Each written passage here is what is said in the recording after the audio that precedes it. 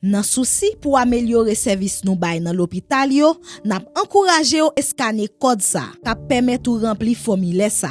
Yon façon pour partager ak nou niveau satisfaction le fin recevoir soin dans l'hôpital yo. Mais qui jan pour scanner code là pour ka rempli formulaire. Première étape là, utiliser caméra téléphone intelligent qui nan main là pour scanner code là.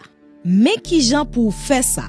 Li met caméra téléphone intelligent wa et puis kembe li devant QR code là.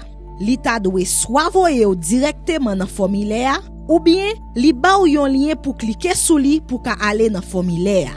Si le on mette caméra téléphone intelligent là devant QR code là, li pa voye ou dans formulaire ni li pa ba ou lien, mais ça ou dwe fait. Si ou gen un téléphone Android, téléchargez yon application scanner QR code gratis sur Google Play Store. Si ou gen un téléphone iPhone, téléchargez yon application scanner QR code gratis sur App Store.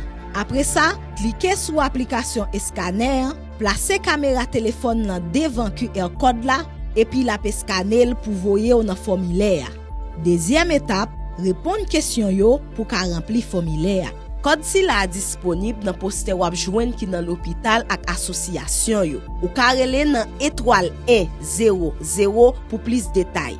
QR code là disponible tout sur www.fedabplus.org. C'était un message MSPP ak Atnelio ak Sipotechnique Institut Panos.